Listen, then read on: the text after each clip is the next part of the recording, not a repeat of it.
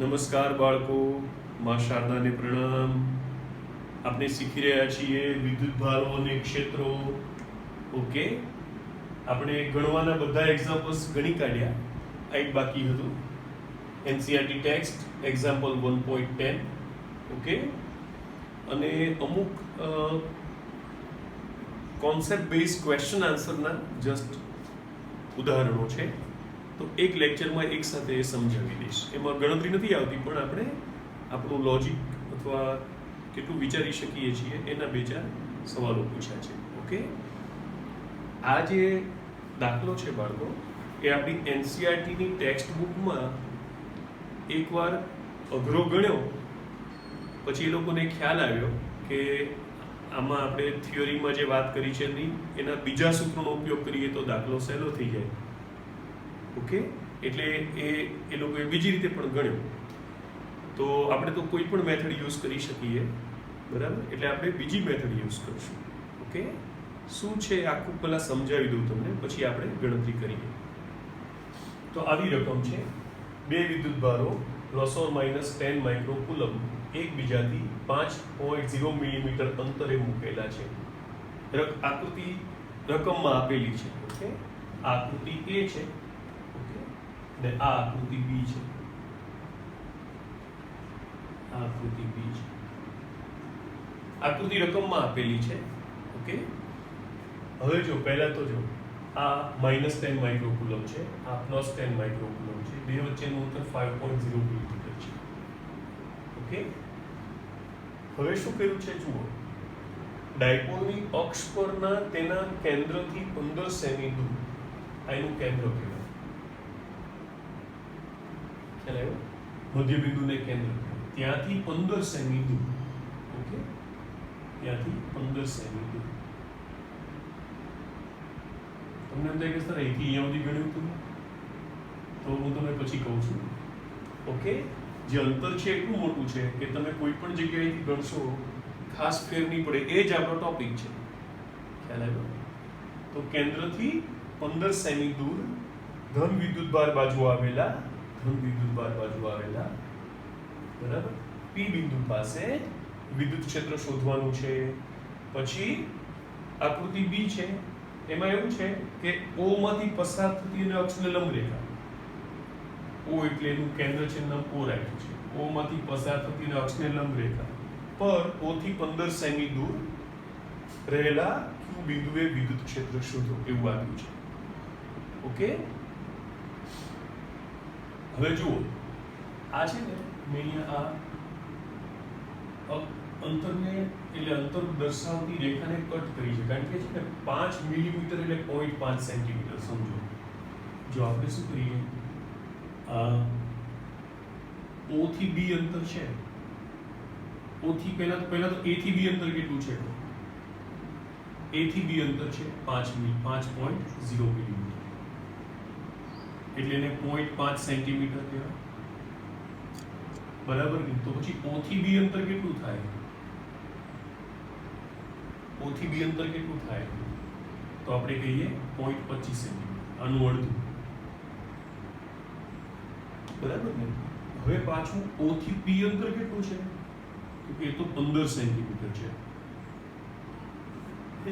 હવે OP upon OB કરીએ તો કેટલા થશે? ચલો ગણીએ.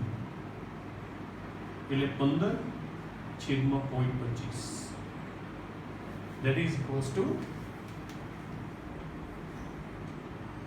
15 divided by 0.25. કેટલા રીતે આપણે 15 divided by 0.25, 60 આવે. ઓકે, એનો અર્થ એમ થયો બાળકો કે આ અંતર કરતા આ અંતર 60 ગણું છે. એટલે એનો અર્થ શું થયો કે બિંદુ P અક્ષ પર બહુ દૂર આવેલું છે. ઓકે, બિંદુ P અક્ષ પર બહુ દૂર આવેલું હોય તો એનું સૂત્ર યુઝ કરવાનું છે. પછી તો અહીંયા પણ એવું થશે, અને આપણે વિષુવ રેખા કહેતા હતા. શું કહેતા હતા? વિષુવ રેખા. અને આપણે વિદ્યુત ડાયપોલ કહીએ, કારણ કે સમાન મૂલ્યના વિજાતીય વિદ્યુત ભારો છે અને પ્રમાણમાં નજીક મૂક્યા છે એવું માની શકીએ, છતાં એ લોકોએ વિદ્યુત ડાયપોલ એવું નામ નથી આપ્યું. ઓકે, કારણ કે પરિમિત અંતર તરીકે તમે કેટલું નાનું લો છો એ તમારા પર આધાર રાખે છે. ઓકે, એટલે આને આપણે વિષુવ રેખા કહેતા હતા, બરાબર, અથવા કેન્દ્રમાંથી પસાર થતી અને અક્ષને લંબ એવી રેખા. તો એના પર પણ 15 સેન્ટીમીટર એક બિંદુ આવેલું છે Q, ત્યાં આપણે ગણવાનું છે. ઓકે, વિભાગ બી ની અંદર આખી આકૃતિ સમજાવી, રકમ સમજાવી, બરાબર. આ પછી સમજાવું છું, પહેલા આના ઉપર ફોકસ કરશું. હવે પહેલા એક કામ કરીએ. અહીંયા આગળ આપણે ક્ષેત્ર ગણવું છે ને, ક્ષેત્ર એટલે તીવ્રતા, બરાબર કે નહીં? એકમ ધનભાર મૂકવો પડશે. જો હું અહીંયા એકમ ધનભાર મૂકીશ તો આ ધનભારને શું કરશે? ધક્કો મારશે. આ ધનભારને ખેંચશે, પણ આ વિદ્યુતભાર નજીક છે. ઓકે, એટલે આના વડે લાગતું જે ક્ષેત્ર છે એ વધારે હશે, એટલે પરિણામી ક્ષેત્ર આ ડાયરેક્શનમાં આવશે. છેલ્લે જવાબ લખશું ત્યારે. ઓકે, એટલું સમજાઈ ગયું? આ આર કદાચ અહીંયા સુધી લંબાવ્યું હોત, બરાબર કે નહીં, તો એ કંઈ ખાસ ફેર પડત નહીં, કારણ કે આ જે અંતર છે એની સાપેક્ષમાં આ અંતર 60 ગણું મોટું છે. ઓકે, પણ કેન્દ્રથી કીધું છે એટલે આપણે કેન્દ્રથી દર્શાવીએ. ઓકે, કેન્દ્રથી કીધું છે ને એટલે અંતર કેન્દ્રથી દર્શાવીએ. ઓકે, ચલો હવે આ ડેટા ભૂસી નાખું છું, કારણ કે આપણે જગ્યા જોઈશે એના માટે.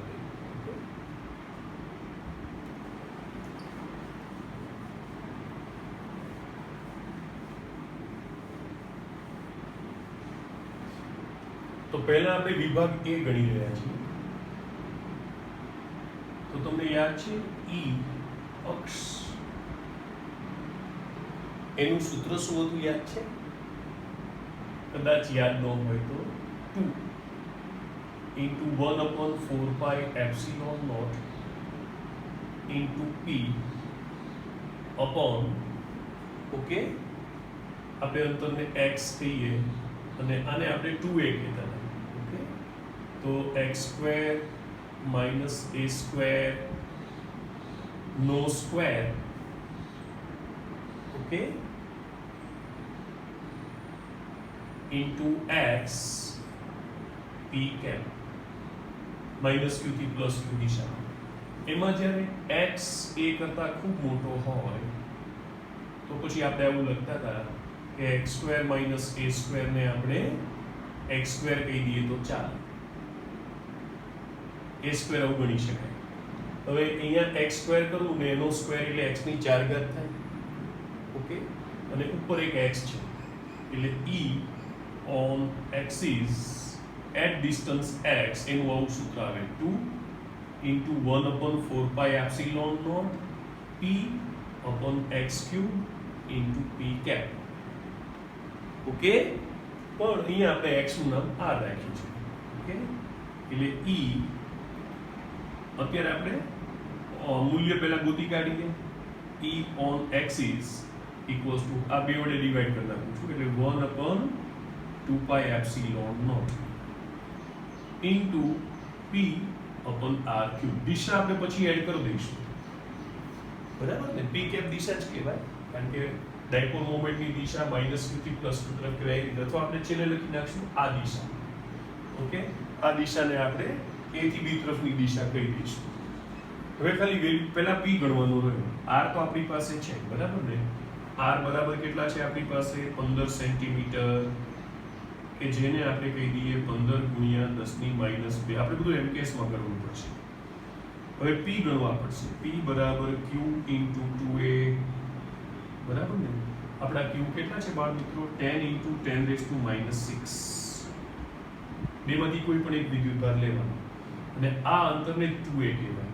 એટલે 2a બરાબર આ રહ્યું 0.5 સેન્ટીમીટર છે બાળકો. એટલે આપણે એવું કહી શકાય 5 × 10⁻³ અને આનો એકમ આવશે કુલમ × મીટર. એટલે p બરાબર કેટલા આવી ગયા આપણા?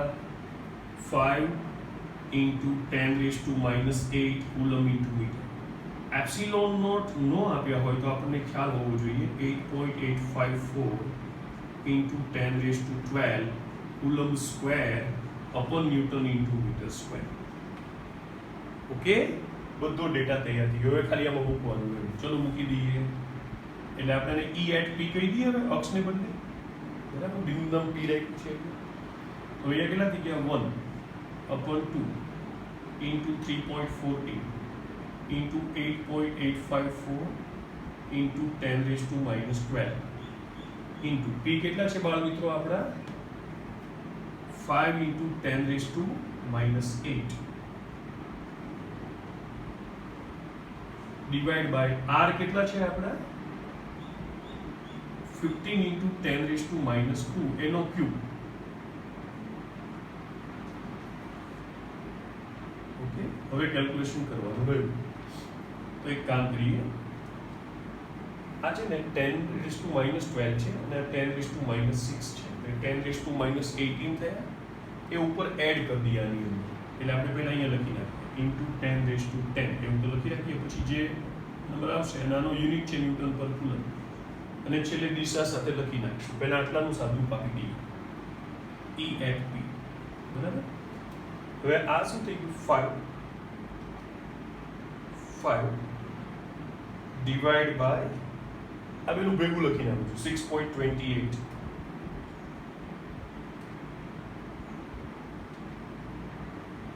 5 divided by 6.28 આ પૂરું થઈ ગયું, divided by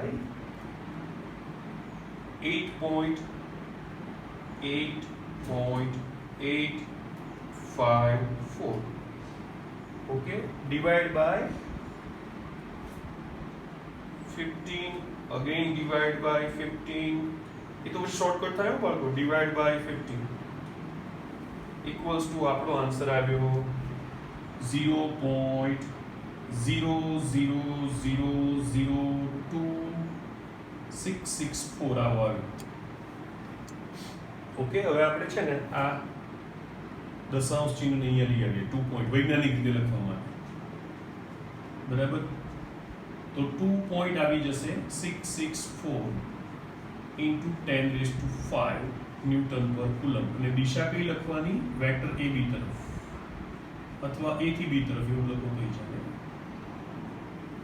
ઓકે, આ આપણો a વિભાગ પૂરો થયો, ઈઝી છે. ઓકે, હવે આપણે b વિભાગ મેળવવો છે, એટલે આ રહ્યું. હવે અહીંયા તમે એકમ ધનભાર મૂકો તો આ શું કરશે, આ નેગેટિવ છે એટલે આ કરશે, અને આ શું કરશે, ધક્કો મારશે. ઓકે, અને એનું જે પરિણામી સદિશ આવશે એ આ દિશામાં વિદ્યુત ક્ષેત્ર વેક્ટર E at Q એટલે -i દિશામાં આવશે. ઓકે, હવે એનું જે સૂત્ર છે ને બાળકો, તમને યાદ હોય તો E વિષુવ રેખા, એનું સૂત્ર હતું 1/4πε0 P upon x square, x ને આપણે પછી r કહી દઈશું, x square plus a square raised to 3/2. હવે જો x a કરતા ખૂબ મોટો હોય તો x square plus a square ને પાછું x square કહી દઈએ તો ચાલે કે નહીં? તો આને તમે x square કહી દેશો તો E વિષુવ રેખા બરાબર શું આવશે, P upon 4πε0, અને આ x square કહી દઉં તો એનું વર્ગમૂળ x આવે, એનો ક્યુબ. એકદમ ક્લિયર? તો આપણે આ સૂત્રનો ઉપયોગ કરીશું, કારણ કે ખરેખર અહીંયા x એટલે આપણે r કહીશું, એ બહુ મોટો છે. ઓકે, તો આપણે b વિભાગ માટે E at Q એનું મૂલ્ય ગણીએ તો P upon 4πε0 r cube.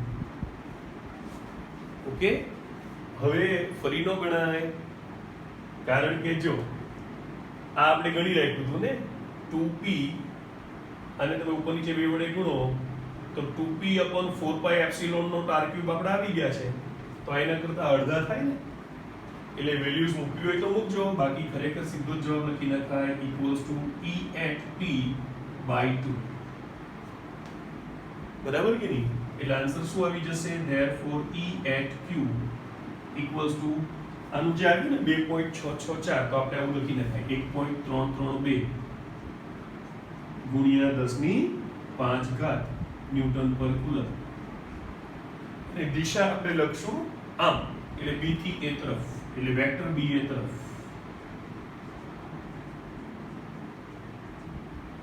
Okay,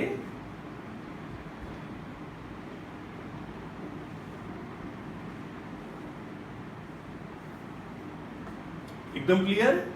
okay, by.